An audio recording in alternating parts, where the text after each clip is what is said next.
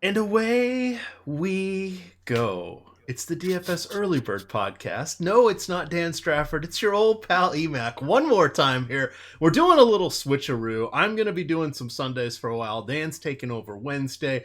He's got three young girls, and Sunday is kind of family day, and he usually needs the extra time at night to catch up and get ready for the work week. So I've agreed to swap a little bit a tier for at least through the holidays. So you're stuck with your old pal, but the same number of days. And I'm joined again by one Chris Randone. You may know him from ABC's The Bachelor, Bachelorette, Bachelor in Paradise, Bachelor Pad, Good Morning America. What else are you?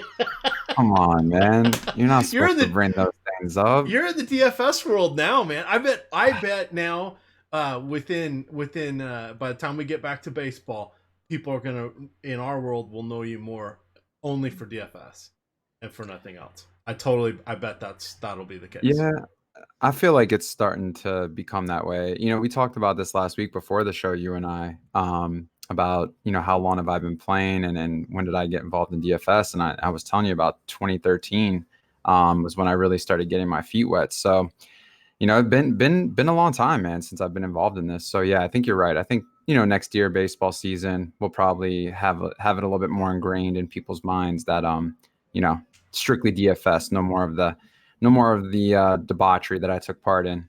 Dell, you're a married man now. You're a kept man. Those days are long gone. They are but a chapter in your book of history. Yeah, I would have to agree with that. All right. Well, let's get on back to present day here. We've got 6 games on Monday. Of course, we have Monday Night Football as well, and we are loaded with shows here. First off, the Early Bird Podcast, sponsored by Yahoo Daily Fantasy Sports. You can check out at the bottom of any cash game building blocks article, and those are released daily, and those are free, written by yours truly. You will find how to sign up, use the promo code and link to get in and get your $30 in Yahoo Sports rewards points. You can also find those links near the top of the primetime NFL contests, and we do have a live before lock NFL at 7:30 on Monday. You'll also get the deep dive live before lock, the NFL strategy show with Manny and Laffy. That's at 11. You've got the DFS NBA strategy show at 9:30. You've got NHL. I don't know if those will be an NHL show. I just set my NHL shell lineups. There are only 2 NHL games on Monday, so we may not see that. But Monday Night Football, we got you covered. But let's talk basketball. 6 games here, Chris. We've got, I'm on Sunday slate. Let me push on over here to Monday.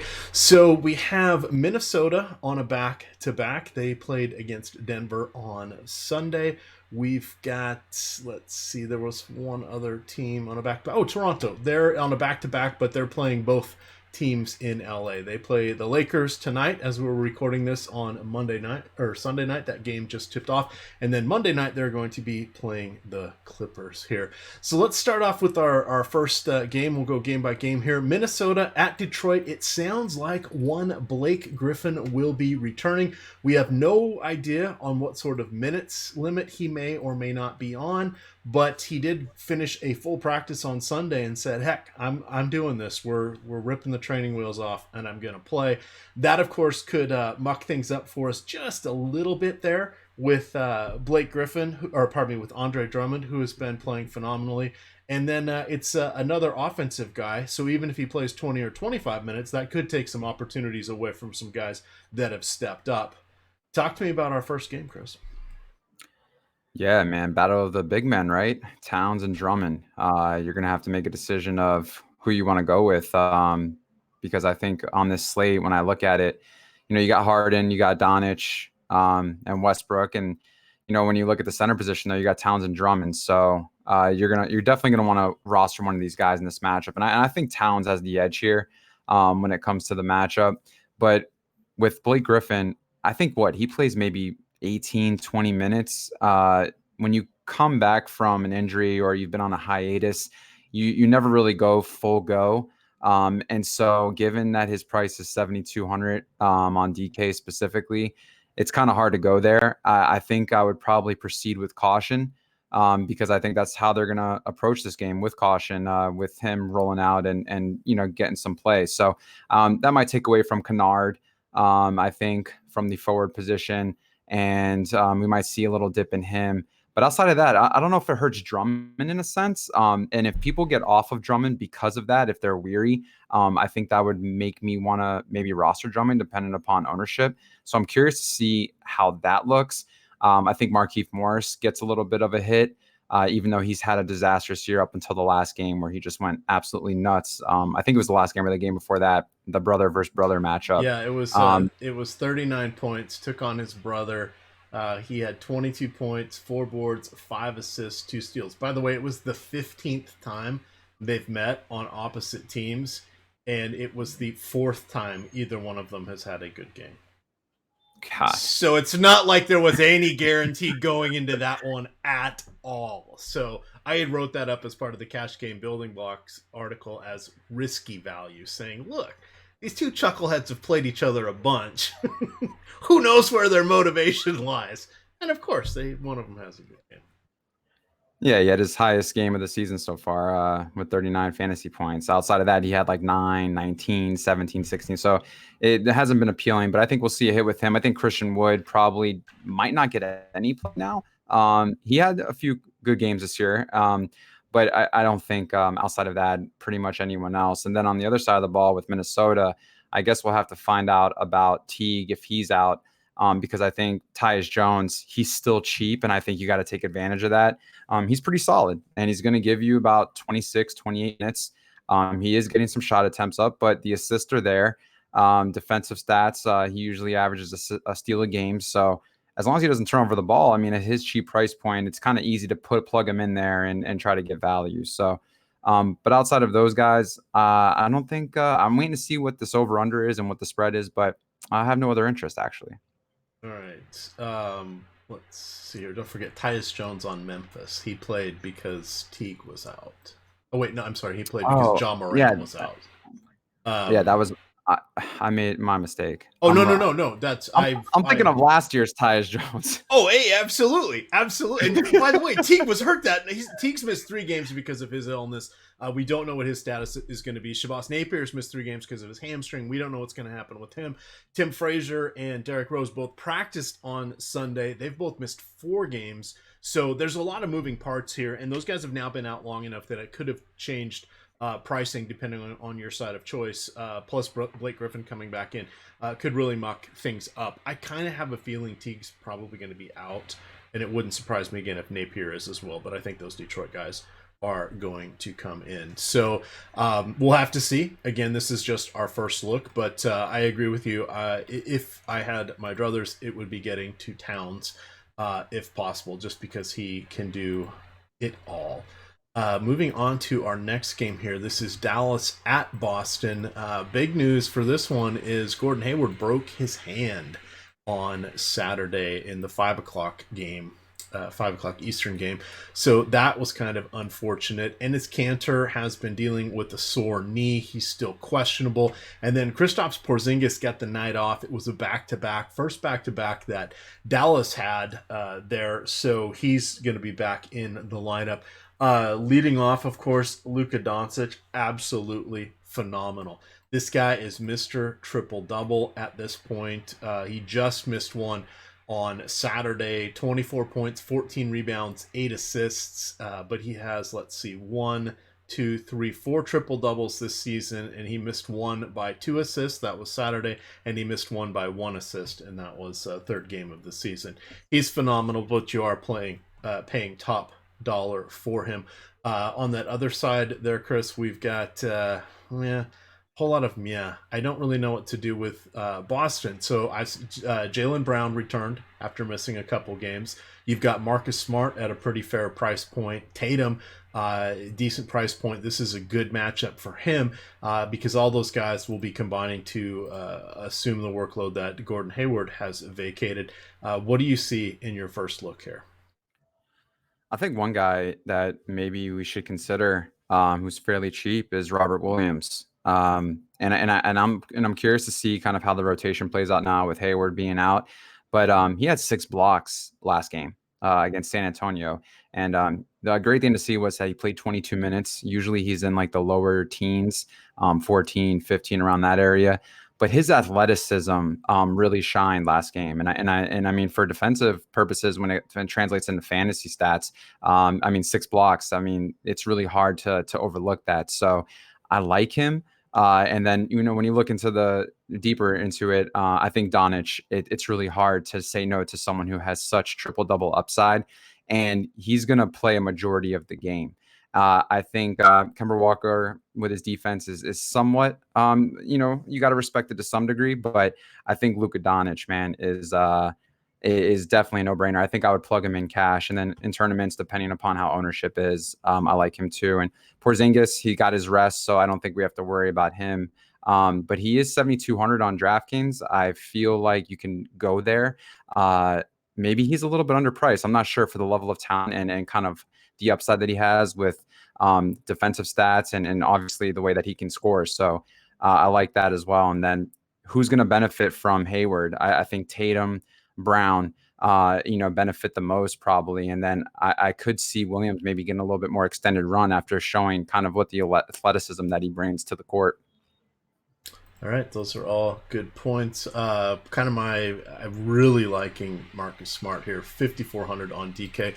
I've got all the pricing called up for all the sites. We'll circle back on the others as we get towards the end, point out any values or anything that stand out here. But just kind of utilizing DK as we walk through here for a little bit of consistency. So Monday's kind of a crowded slate. You've got a 7 o'clock game we talked about. We have 2 7:30 and 8, and then 2 10:30. So a lot of we should know a good chunk of our news before the initial lock time, so that'll be helpful on FanDuel and Fantasy Draft, where the games lock at tip-off. Let's see, looking here at San Antonio, I'm not seeing any injury notes. For Memphis, they were missing a few guys. So Ja Morant was on the back-to-back, so he sat out for rest purposes. But he's expected to come back and play his usual minutes. Brandon Clark, he's been dealing with a sore back, so they decided to give him a night off. This has been something that he's kind of been managing throughout the season, and they decided, you know what, it's a long year. It's not like we're going to the playoffs. Let's give him a break here on the back-to-back. He's expected to come back and play his 20 or 25 minutes. He's 4,900, so that's a really intriguing price point there on DK. And then, Grayson Allen's been out for a bunch of games. He's got a sore, let's see, what does it say here? A sore left ankle. He has not played since November 2nd. Not to worry there. He's only getting 10 or 15 minutes when he comes in. But when he does come back, that might shave a minute or two off a few of these other guys here. Starting with Memphis and knowing that Ja should be in the game, he is 6,500. Chris, that seems somewhat intriguing. He's averaging just shy of 19 points, 3.5 rebounds, 5.5 assists for 33 fantasy points per game. Not too shabby for a rookie. No, I mean, he's pretty good, man. He's a great ball handler. He has great court vision. And I mean, he's doing it on a team that doesn't have a lot of talent. So I think you have to respect that. And I mean, that's why he was one of the top picks in the draft. So for him, the thing that frustrates me is, I just have to throw this out there, is why are rookies getting load management? It's just really annoying seeing like how much load management there is in the NBA because there's so many limited games. And it's, I guess, from a fan's perspective, if you paid to go see like someone and then they don't even play, it's got to be somewhat unsettling. But yeah, I just wanted to throw that out there. I think Ja Morant, I'm okay with it. I think the only thing that probably is a concern is when it comes to the price point at 6,500. I mean, you could go in other areas that might be a little bit more appealing. I am curious about Lou Will, Van Fleet, who cost just a little bit more. But for me, I feel like Conley is also interesting against a weak Golden State team that we're probably going to see an up-pace game. He's 6,200, and he's come together over the last few games. Early on, he struggled to start the season, but I think he's kind of finally gotten comfortable with this offense and with the coaching staff. So I like Mike Conley as well. And Dejounte Murray, even though he's only playing 20 for 25 minutes. I feel like he's another guy you could pivot to because he's just that good. And he's only 6K. So I don't mind that as well. But if you want to roll with John Morant, I don't mind it. And if you're looking to answer, I think it's definitely a no-brainer as well.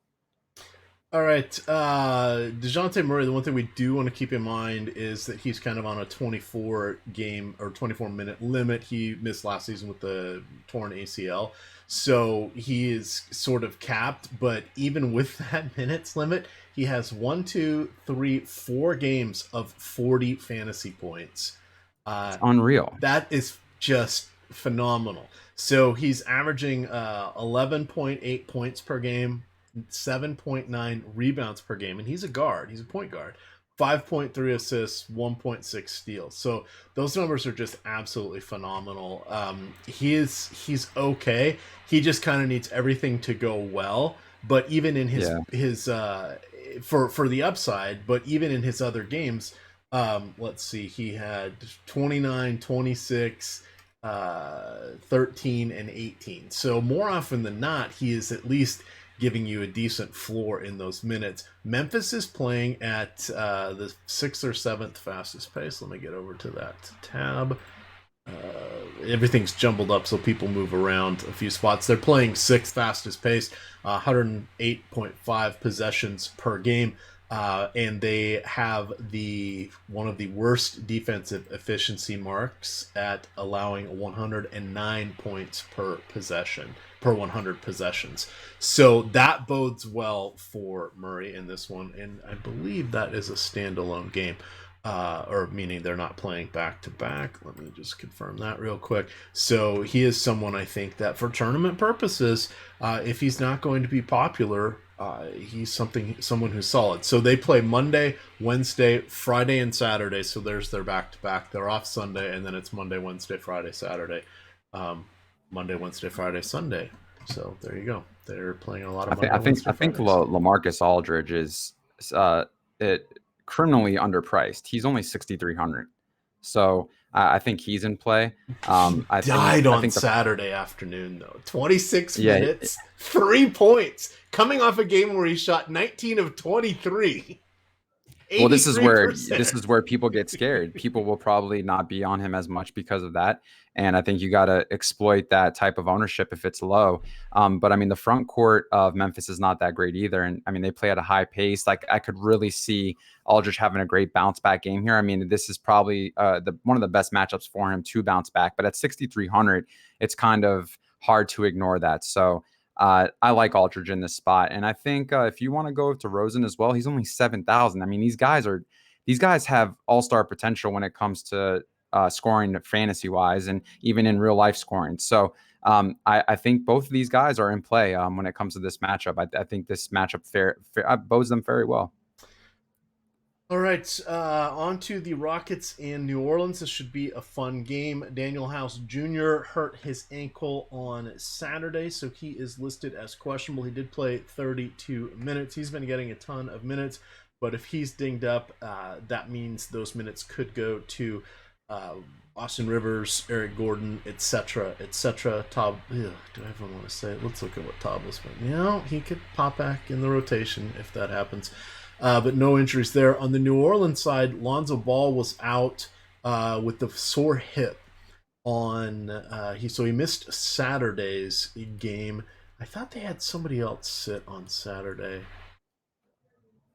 Perhaps not. Kenrich Williams got the start. What was the weird thing that happened? Well, I can't think of it. Maybe I'm just imagining things.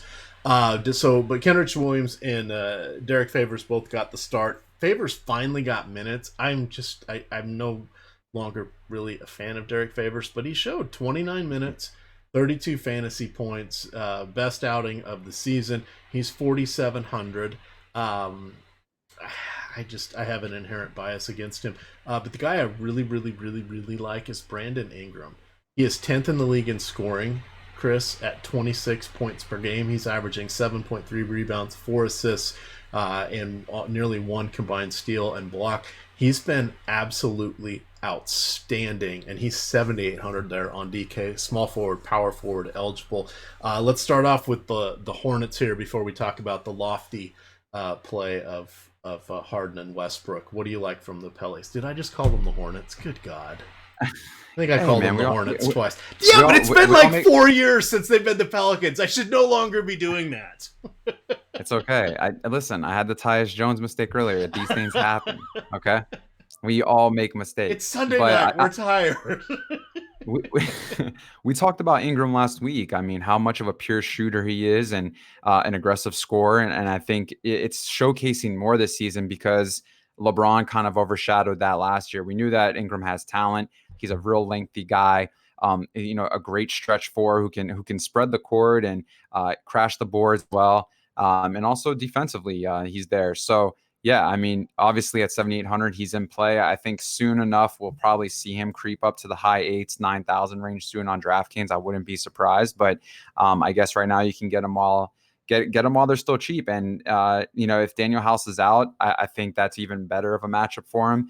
Very weak against the wings, as far as the Rockets defensively. So yeah, I mean, this game will probably be very high paced. I could see it, a lot of buckets going, quick possessions. So I don't mind Ingram at all.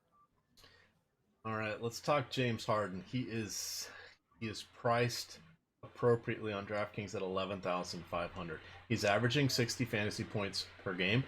In his last 3 games, he's been incredibly consistent. He is playing 35, 37, and 36 minutes. He has scored 75, 74, and 73 fantasy points. He has taken 16, 16, and 19 three-pointers. Think about that again. 16, 16, and 19 three-pointers. That is just amazing. 2/3 of his shots are behind the arc. He's also getting to the line 18, 13, and 11 times. And then he's averaging, doing some quick math, basically, 8 rebounds and 8 assists per game in the last 3. Yeah, I mean, shots are fine. Yeah, it's just, I want to get him. I don't know what cost is going to be. Well, the cost is going to be, we can have 2 probably of Doncic, Towns, Harden, etc. But we're going to need some scrub-a-dubs to make that work. Yeah, I mean, what we've seen the last 3 games, the complete opposite of what we saw maybe the first 3 games where he was 1 of 8 from 3, 2 of 18, and I think like 3 of 14, just could not find the touch. And now that 3-pointer is starting to sink, and that's translating into him hitting ceilings as far as fantasy purposes. So if his shot is draining and he's also getting there as far as he's somehow taking 20, 25 plus shots and still able to dish off 13 assists, 9 assists. So, I mean, he's still able to do it in multiple ways on the offensive end. And it's kind of hard to pass up that 11 point. I know the 11.5 K price points there, but it's very hard. Do you hear that? You've got a horn in the background? No. So I live in Little Italy, in San Diego, and I guess I must have forgotten to close the window because I live in like the heart of Little Italy, and for some reason there's this like traveling Italian car right now with people dancing on top of it, driving through the street, like throwing cannolis. It's so weird, man. It's just like I'm trying to concentrate on Harden here, and I can't even because I got cannolis being thrown outside my window. It's just a very interesting situation going on right now. Oh, that is hilarious. That is hilarious. All right, for price perspective, over on DraftKings 11.5 for Harden. You've got Doncic at 10.4, Karl Anthony Towns at 10, and then Andre Drummond at 9.8 on. Let me get my filter set correctly so I can do that. We should also talk about Westbrook, man. He's 8,800. Oh, we're talking about him in a sec, because that's where I'm going with this one. So you got Harden on FanDuel at 12, Towns at 10.8, Doncic at 10.7, Kawhi Leonard in the mix there at 10.5, Drummond at 10.4, Westbrook at 9.9. Westbrook is 8.8, as you mentioned, so he's $2,700 less than Harden. That gets to be a real discussion point there. And then on Yahoo, I thought the price cap was 45 or 54, but Harden is now 57. Towns is 53. Drummond 51. Doncic, Leonard are both 19. Westbrook 46. So you're getting a 20 to 25% discount on Westbrook. You're also getting about a 20 to 25% discount in production. Do we go Yeah. with Westbrook? I don't know if we can trust it right now. Yeah. I think what we're seeing is two aggressive ball handlers trying to work together on the same team. And I don't think this can actually mesh maybe the way people anticipated. I'm just not sure because right. I mean, in the first few games of the season, it was there. And we saw, the OKC Westbrook, but now what we're starting to see is kind of Harden be that dominant guy in the offense, and Westbrook kind of taking a step back. If you look kind of how the possessions roll out, though, but I mean, he had 2 assists his last game, man. That's completely not Westbrook like. Not shooting bad from the field, 10 of 20, so the shots are there, but he's not able to create opportunity scoring wise when it comes to fantasy purposes as much as Harden, because Harden, dominantly has the ball in his hand more, and I think that's taken away from Westbrook, and I think that's hurting him. So, but he's 8,800, and people, will they go to him at 8,800? I'm not sure, but that's a price point where he's a very talented person and he could easily get 60, 65 fantasy points. There's no doubt, but it's just, do we trust it? And if you do, I think you roll with it. I think I'm curious to see what ownership is throughout the day tomorrow, but if it's low, I think I would put a lot of stock into Westbrook. But if it's high, I think I might take a step back and be a little bit less than the field. Yeah, so here's the deal with Westbrook. So in the last 3 games when Harden was averaging 36 minutes per game, Westbrook is averaging 29 minutes per game. But here's why. Against Miami, remember when they all crapped the bed, what was it, last Saturday or Sunday, when they lost to Miami 129 to 100? He played 26 minutes. Against Golden State, they dominated by 17 points. He only played 30 minutes. And then last Saturday night, they dominated. They won by 23 against Chicago. He played 32 minutes. Okay, well, that's less than what Harden was playing, but, okay, that's fine. But there are some reasons for the minutes to be down a little bit. However, he's averaging 34 fantasy points in those 3 games. That's the terrifying part. So if you look at his season-long averages, I mean, his first 5 games, 62, 55, 65, 50, 57. And then these last 3, there are reasons why they're down, because he's basically playing on average, 6 less minutes per game. But that's a lot of fantasy points that are going down. And Harden is now taking those extra shots and making them. So he's going to continue to do so. It's an interesting decision point.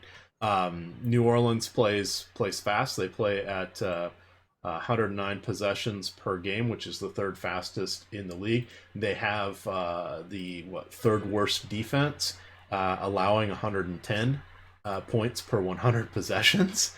This is the perfect matchup for Harden and Westbrook, but I'm still a little nervous about Westbrook. It's a fair price, 8,800 to get him, for the potential for him to get 55, 60 fantasy points. I think that's worth it. Yeah, I but think, what are the odds? 30% he gets there? 40%?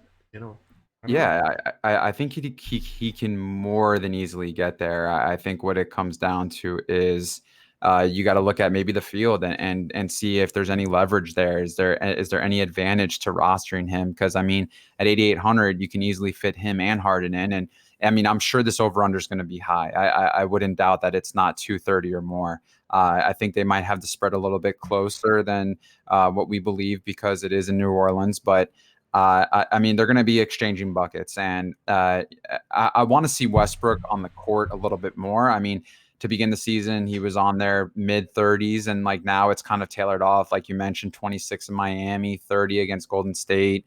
I mean, even 32 against Chicago. But I mean, he was horrible against Chicago. Turning over, though, he had 7 turnovers. He was getting in foul trouble. It's just, I don't know what's going on with him. But like I said, if people are not on him, I think we roll with it. All right, quickly just hitting the New Orleans side. They run a deep rotation. They're playing 12, some games 13 guys. So that is kind of a mess. If Ball is out, and we don't know his status. Oh, yes, we do, actually. We do have that update. He will not play on Monday against the Rockets. So there we are. So you've got Holiday at 7,400, Ingram at 7,800. Those guys are perfectly fine. Josh Hart comes into play. He's 5,100, and as long as he's on the court, he does a pretty good job of rebounding for a guard, and he also gets a lot of garbage points. So he's someone I think that is interesting to me. I would prefer Hart over Favors, but we'll have to see if we get anything from the tea leaves regarding Favors, Kenrich Williams, Jaleel Okafor, etc., for who's playing, who's starting, and if there's any hint from Alvin Gentry. On to our next game here. We got two left. There are two 10:30 games. We've got Toronto at Los Angeles taking on the Clippers. Again, this is a good time to mention, if you are not aware of the Fred Van Elite Fan Club, where the hell have you been? Check out my pinned tweet. We run these every day that Fred Van Vliet plays. I have to play him. You guys do not. However, there is no Serge Ibaka. He's out indefinitely with an ankle injury, and Kyle Lowry's going to be out for the next 2 weeks with a left thumb fracture. So it's a good time to be playing Fred Van Vliet. His price has come up. He is among the league leaders in minutes. But if you haven't watched him play and you roster him, you're going to be scared. He's fun to cheer for, but he's a little slower than everybody else on the court. He's a little shorter than everybody else on the court, and he's a little doughier than everybody else on the court. It's like I'm out there, but he still gets it done. But check that out. If you win that contest, you get, with an Osmo avatar, you get a free month of premium access. I've already posted it. You need to join the Osmo DraftKings League. That'll be on my pinned tweet, and then you'll get alerted whenever I set those contests up. So just putting that out there, because people were getting mad. They get mad when it doesn't fill. It's 75, it's got to run. Now people are catching on, and they really like it, and now they're getting mad because it fills before they get in there. So I can never win. I'm always getting angry people. You didn't fill, or how come I can't get in? It's like, well, I still have to play Fred VanVleet, so I don't need to hear your complaints. But let's hear your take here on the Raptors. We haven't seen them. They're, 15 minutes into their game as we're running this. So we'll have to see who's going to be involved. OG Anunoby should be, but he's getting expensive. Obviously, we mentioned Van Vliet. Norm Powell is going to see an uptick in minutes. Marc Gasol probably will do better against the Lakers with their more traditional centers than he will against the Clippers with Montrezl Harrell out there. And then I'm curious to see who comes in for the forwards. It could be Chris Boucher or somebody else. We'll know more Monday morning. But your first look, do you like any of these Raptors guys, knowing that 40% of the starting lineup is out? I think you gotta roll with Powell. He's still cheap, so I think he might play 28, 30 minutes. He last game without Lowry, 10 field goal attempts, few from three, 25 and a half fantasy points. I think at his price point, I think it's a no-brainer. Van Fleet's going to play 35 to 38 minutes. I think he's more than in play. You don't have to worry about anyone being a threat to him and his usage and his minutes. I think him and Siakam, I think, are the two main guys that you can roll with here. And then if you're looking for any cheap guys, maybe Chris Boucher is interesting. I wouldn't put all my shares into him, but he is cheap. And I think you mentioned a good point. I think with Harrell, Gasol will have a hard time moving around. Gasol is very slow. Harrell is very active and all over the floor. I think that might give Gasol a really tough time. And I could see them probably maybe putting in a younger Chris Boucher for that assignment, or they might put Siakam on him. So I'm not sure. But if you're looking for a little cheap guy, I don't mind that. And then outside of that, I mean, OG Anunoby, is that how you say it? Anunoby? Anunoby. Yeah, Anunoby. I guess I don't know if I feel comfortable paying that. The only thing with him is that he's going to have time on the floor. So, and he is taking a lot of shots. I think he's averaging about 10, 11 shots per game, which I don't mind at all. And quite a few of those are from three. He's active on the defensive side. So actually, when I look at it, he might be interesting. I'm curious to I got to look into a little bit more, but from a first look, I don't know if I would mind that actually. And then outside of that, on the Clipper side of the ball, Kawhi, is he going to take another day off and sit by the pool? Because if he's not, I think I'm curious and wanting to go ahead and roster him. He's not. He's the Kawhi price point yet again.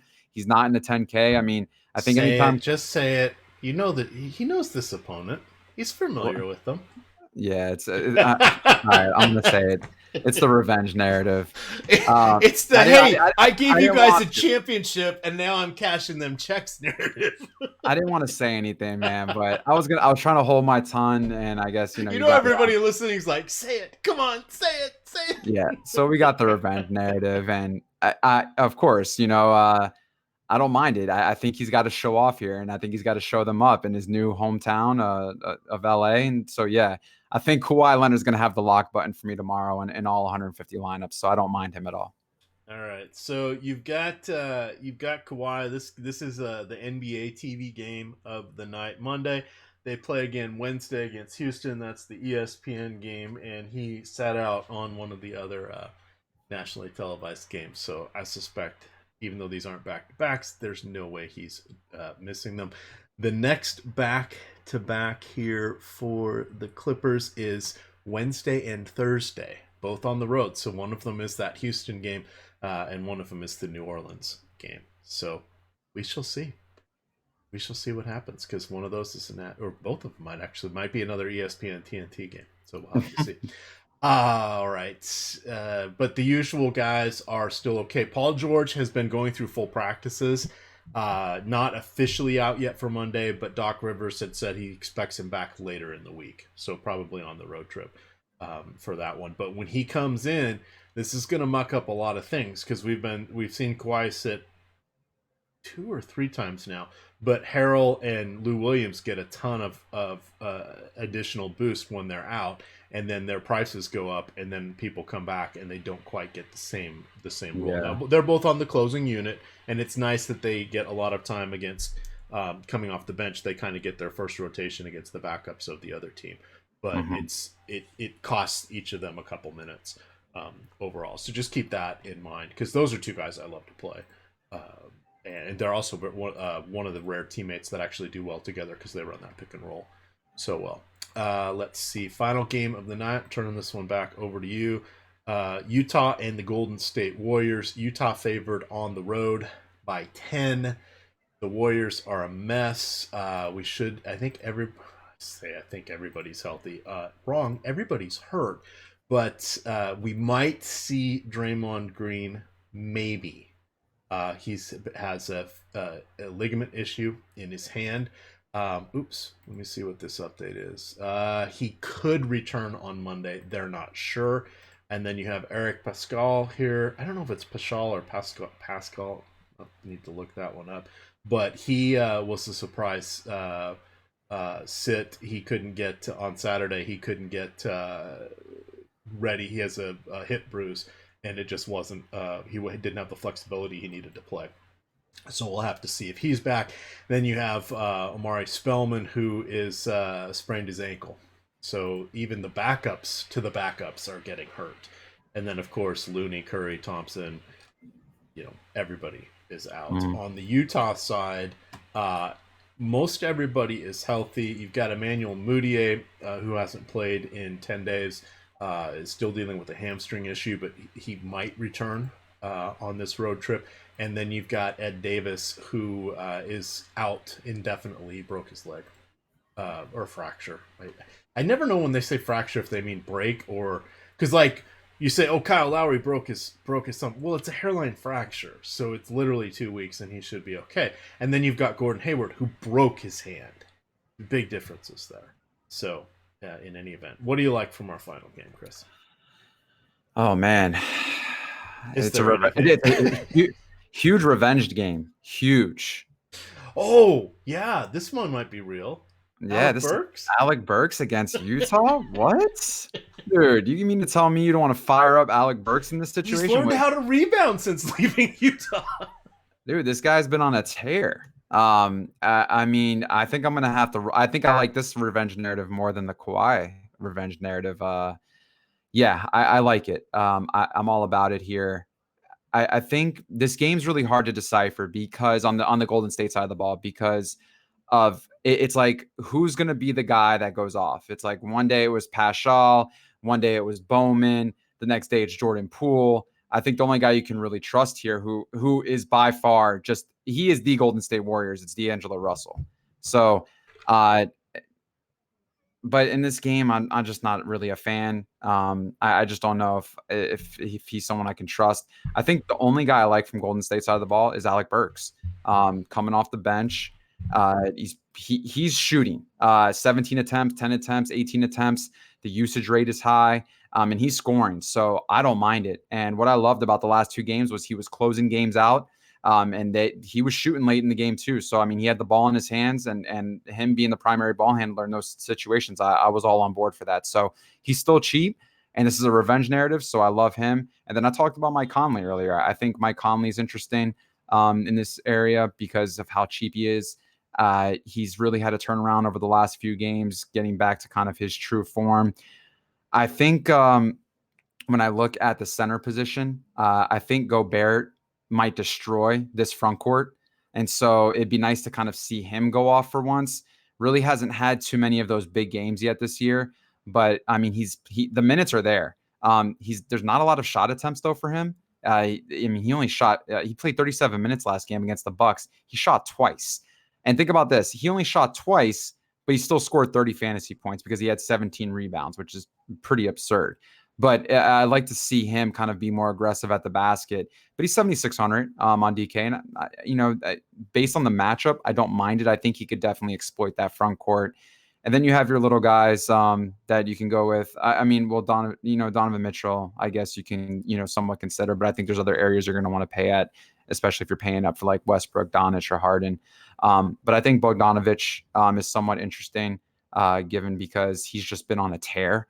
And he's still somewhat reasonably priced where he could go 5-6 times X easily.